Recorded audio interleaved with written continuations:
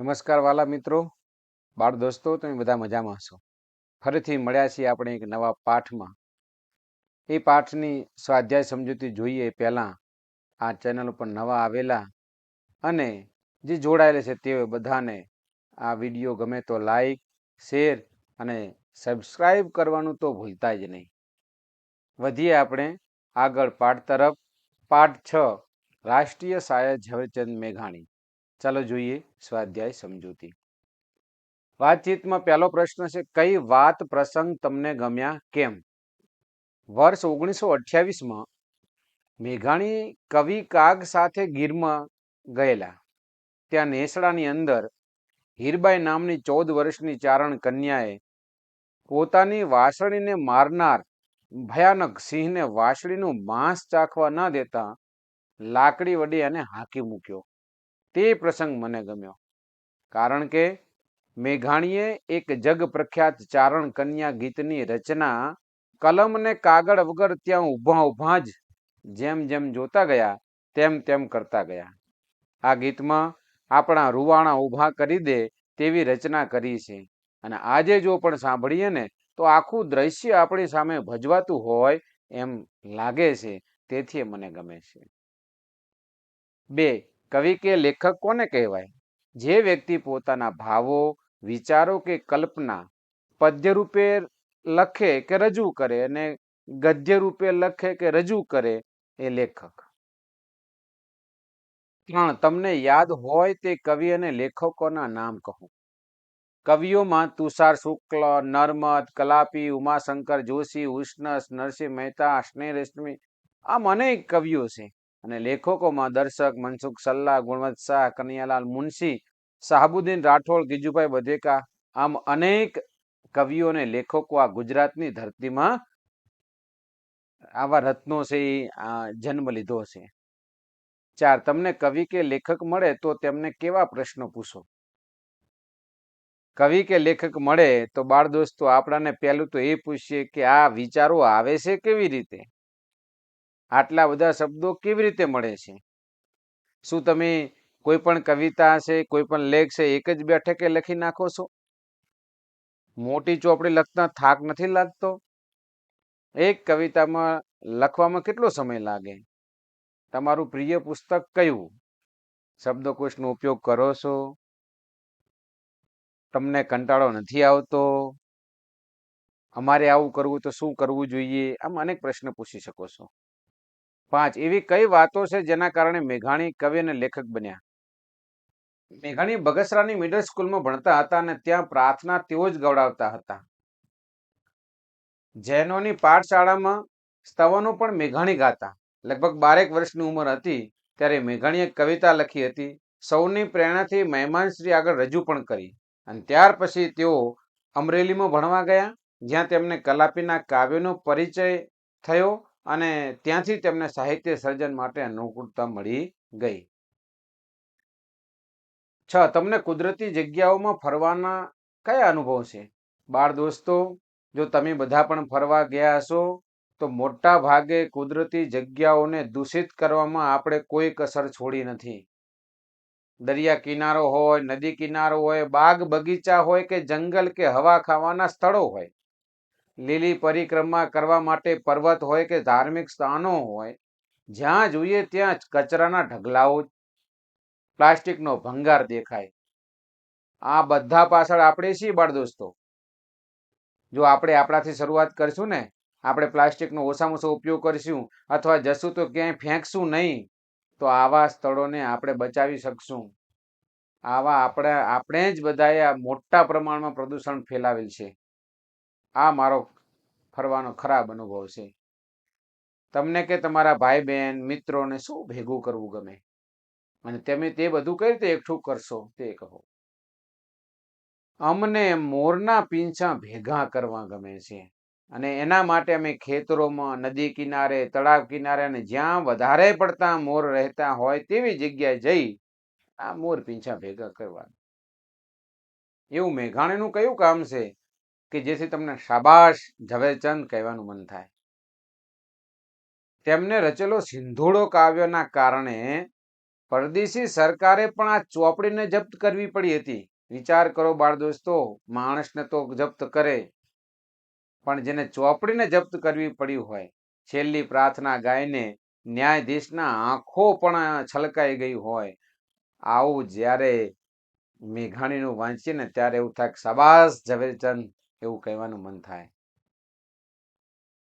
પ્રશ્ન નંબર 2 છે, પાઠ મનમાં વાંચવાનો છે ને પાઠના અર્થ પ્રમાણે નક્કી કર્યો કે વાક્ય સાચું છે કે ખોટું. એ સામે આપણે બોક્સમાં સાચું હોય તો સાચું ને ખોટું હોય તો ખોટું. 1. સિંધોડાના કાવ્યો વાંચનાર કે સાંભળનારો અંગ્રેજ સરકાર વિરુદ્ધ ગુસ્સો વધી જતો હતો. સાચું છે. ઝવેરચંદ શરમાળ હતા પણ તેમને ઘણા મિત્રો હતા. સાચું છે. ઝવેરચંદ પહાડ, ઝરણા, વનરાજી વચ્ચે મોટા થયા. સાચું છે. પોતાની વાસળીને સિંહથી બચાવનારી ચારણની છોકરીને જોઈને ઝવેરચંદે ચારણ કન્યા ગીત રચ્યું. સાચું. ઝવેરચંદ બધી વાર્તાઓ જેમ બોલાતી હોય તેમ જ લખી છે. સાચું. મેઘાણીએ બાળકો, કિશોરો અને મોટેરા એમ બધા માટે ગીતો, વાર્તાઓ લખ્યા છે. એ વાત ખોટી છે. હીરબાઈ હાલે, કરપડો, જોગીદાસ ખુમાણ, દાના ભગત, સતદેવી દાસ વગેરે જીવતા જાગતા માણસો હતા. સાચું. ઝવેરચંદ મેઘાણી લોકકથાકાર તરીકે પ્રખ્યાત છે. ખોટું છે. પ્રશ્ન નંબર 3. નીચે આપેલા જે વાક્યો છે ને વાંચવાના છે ને વાક્યોમાં રેખાંકિત એટલે નીચે લીટી દોરેલ હશે તેવા શબ્દોનો અર્થ શું થશે એ કૌંસમાંથી આપણે એ શબ્દને શોધવાનું, એની નીચે લીટી દોરવાની અને પછી આપણે જવાબની વર્ગમાં ચર્ચા કરવાની છે. બાળ દોસ્તો, આ જૂથ કાર્ય કરવાનું છે. 2 મિત્રો 3 મિત્રો ભેગા થઈને આ કાર્ય કરજો, મજા આવશે. 1. આગળ નીકળી ગયેલા મિત્રને અમે ઊભા રહેવા કહ્યું પણ તેણે સાંભળ્યું નહીં. પછી મેં તેને બુલંદ અવાજે ઊભા રહેવા કહ્યું ત્યારે તે ઊભો રહ્યો. બુલંદ અવાજ એટલે શું? તો એનો જવાબ આવશે મોટા. અહીં આજે એટલે અવાજ છે. 2. તે માણસ ધીમે ધીમે મોટો થતો ગયો. થોડી વારમાં તો તે વિકરાળ રાક્ષસ બની ગયો. વિકરાળ એટલે બહુ ભયાનક છે તે. 3. ખમીરવંતો અભિમન્યુ એક પછી એક ચક્રવ્યૂહના કોઠા ભેદીને આગળ વધતો જતો હતો. ખમીરવંતો એટલે જોશીલો. 4. જેન્સીને ભણી ગણીને શિક્ષિકા બનવાની આકાંક્ષા હતી, એટલે કે તીવ્ર ઈચ્છા. ચોર ચોર એમ હાકોટા સાંભળી આજુબાજુના લોકો લાકડીઓ સાથે બહાર આવી ગયા. બૂમો. પ્રશ્ન નંબર 4. વાક્યો વાંચી આપેલા શબ્દના સાચા અર્થની સામે ખરું કરો. 1. રમોત્સવ વખતે દોડનારના નામની બૂમો પાડીને બધા પોતપોતાના મિત્રને પાનો ચડાવે છે. પાનો ચડાવે છે, જો તમને જે ઘાટા અક્ષરમાં આપેલા છે ને બધા જ રૂઢિપ્રયોગો છે. પાનો ચડાવવો એટલે શું? વાક્યના આધારે જવાબ આપીએ તો પ્રોત્સાહન આપવું. 2. મગનભાઈએ ગાડી ખરીદવા બેંકમાંથી લોન લીધી. લોનના હપ્તા ન ભરતા બેંકે તેમને ગાડી જપ્ત કરી. જપ્ત કરવું એ રૂઢિપ્રયોગ છે અને મતલબ છે લઈ લેવું. 3. મારા દાદીને ઘણી બધી વાર્તાઓ આવડે. રોજ રાત્રે એમનો વાર્તાનો ખજાનો ખુલે અને એક પછી એક વાર્તાઓ બહાર આવતી જાય. ખજાનો ખોલવો એનો અર્થ થાય છે મૂલ્યવાન ભંડાર ખોલવો. 4. અભિમન્યુની વાર્તા વાંચી અમારી આંખમાં પાણી આવી ગયું. આંખમાં પાણી આવી જવું એટલે કે આંસુ નીકળી આવવા. પ્રશ્ન 5. પ્રશ્નનો જવાબ લખો. 1. મેઘાણીને કયા કયા ઉપનામ મળ્યા હતા? મેઘાણીને પહાડનું બાળક, વિલાપી, જનક રાજા અને રાષ્ટ્રીય શાયર એવા ઉપનામ મળ્યા હતા. 2. લોક સાહિત્ય એકઠું કરવામાં મેઘાણીને કઈ કઈ તકલીફો પડી હતી? લોક સાહિત્ય એકઠું કરવામાં મેઘાણીને ઘણી તકલીફો પડી હતી. અઠવાડિયાના 3 દિવસ સૌરાષ્ટ્રના ગામડે ગામડે રખડીને લોક સાહિત્ય એકઠું કરતા. એ વખતે કોઈ વાહન વ્યવહારની પૂરતી સગવડ પણ ન હતી, ન ભોજનની વ્યવસ્થા. મોટે ભાગે ઘોડે બેસીને રખડપટ્ટી કરવી પડતી અને વળી ક્યારેક ઊંટ પર પણ જવું પડતું. આજના જમાના પ્રમાણે એ વખતે રેકોર્ડિંગ કરવાની કોઈ પણ સગવડ નહોતી અને જે કંઈ ભેગું કરે એ પાછા રાત્રે આવી એ લખે, એને મઠારે અને સરસ મજાનું આખું તૈયાર કરે. 3. ઝવેરચંદ પોતાને પહાડનું બાળક કેમ માનતા હતા? બાળ દોસ્તો, તેમના પિતા જમાતદાર હોવાથી તેમની બદલીઓ મોટા ભાગે ડુંગરાળ પ્રદેશમાં થતી. તેથી તેમને નવા નવા ગામોના ખેતર, પાદર, નદી, પર્વત આ બધા સાથે દોસ્તી થતી. એ ત્યાં ફરવા જતા. ખોળાનો ખૂંદનાર, પહાડોનો ખૂંદનાર એ બનતા ગયા અને મોટા થઈ પોતાને પહાડનું માનક માનતા હતા. 4 ઝવેરચંદ વેકેશનમાં લાખાપાદર શા માટે પહોંચી જતા? કારણ કે રજા પડતા જ લાખાપાદર થાણું તેની ઊંચી ભેખડ પર ઉભેલો વસમો વોકડો અને બીજી તરફ ઘૂમટો કાઢીને વહેતી ગૌમુખી ગંગા ગાય જેમ વાસરુને ખેંચે તેમ ઝવેરચંદને ખેંચતા. એ નદીઓના ઊંડા ધારા અને એ ડુંગરની બખોલો તેમના બાળપણના સંગી હતા. તેથી મિત્રોને મળવા ઝવેરચંદ લાખાપાદર પહોંચી જતા. 5 વેણીના ફૂલ અને કિલ્લોલ પુસ્તકો કેમ ગમી જાય એવા છે? કારણ કે આ પુસ્તકો મેઘાણીએ બાળકો અને કિશોરો માટે લખાયેલ સુંદર ગીતો છે માટે. પ્રશ્ન 6 કારણો લખો. જેમ ઉદાહરણ આપ્યું છે તે પ્રમાણે એક સિંધુડાના સર્જકને 2 વર્ષની સજા ફટકારવામાં આવી કારણ કે ઈસવીસન 1930ના સત્યાગ્રહના આંદોલનમાં સિંધુડોએ લોકોમાં દેશભક્તિનો પાનો ચડાવે તેવા શૌર્ય જગાડનારા કાવ્યો છે.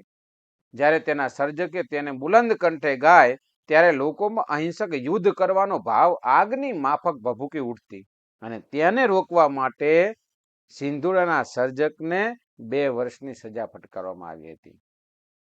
2 ઝવેરચંદનો કાવ્ય રચવાનો શોખ વધતો જતો હતો કારણ કે મેઘાણી બગસરાની મિડલ સ્કૂલમાં ભણતા હતા અને ત્યાં પ્રાર્થના તેઓ જ ગવડાવતા હતા.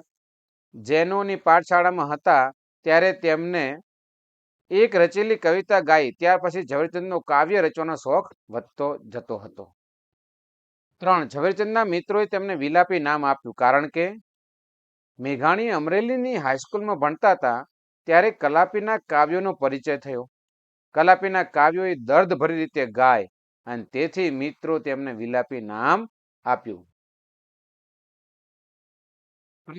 4 કોલેજમાં ઝવેરચંદ તરફ સૌનું ધ્યાન ખેંચાતું કારણ કે કોલેજમાં પોતાના પોશાકથી જુદા તરી આવતા ઝવેરચંદ તરફ સૌનું ધ્યાન ખેંચાતું. બેઠી દડીનું શરીર, ભીનો વાન, ટાચક જેવી મોટી ઊંડું નિહાળતી કોઈ ગંભીર વિચાર કરતી આંખો, ગુંસળિયાળા વાળ અને મર્દાનગીથી ચાલવાની છટાથી સૌનું ધ્યાન ખેંચાતું. 5 મેઘાણી બારોટ ચારણ ગૃહિણીઓ પાસે લોક સાહિત્ય માટે જતા કારણ કે તેમના મિત્રે બહારવટિયા અને સંતોની વાત કરી ત્યારથી તેમને તેમાં પોતાનું જીવન કાર્ય દેખાયું અને નક્કી કર્યું કે મારે આ કંઈક આવું ભેગું કરવું અને આવું લોક સાહિત્ય તેમને આ વિસ્તારમાં બારોટ ચારણ અને ગૃહિણીઓ પાસે જ હતું. તેઓ મેઘાણીને માંડીને કે પછી ગાયને કહે તેમ મેઘાણી રચના કરતા અને એ બધું કરવા માટે મેઘાણી એમને મળવા માટે જતા. પ્રશ્ન 7 મેઘાણીએ કઈ રીતે લોક સાહિત્ય એકઠું કર્યું? ઘટનાને ક્રમમાં લખો. આપણે ક્રમમાં લખ્યું છે. પ્રથમ નંબર છે સૌરાષ્ટ્રમાં ગામડે ગામડે ફરે. 2 એ વ્યક્તિએ ખાસ કામ કર્યું હોય તો તેની વાતો લોકો પાસેથી જાણે. 3 જેને ગીત યાદ હોય તે બોલે ને મેઘાણી તે લખી લેતા. 4 લોકો વાત કરે ને નોંધ લે. 5 ઘરે પહોંચીને લખાણ સરખું કરે, લોકોને ગમે તે રીતે સુધારા કરે.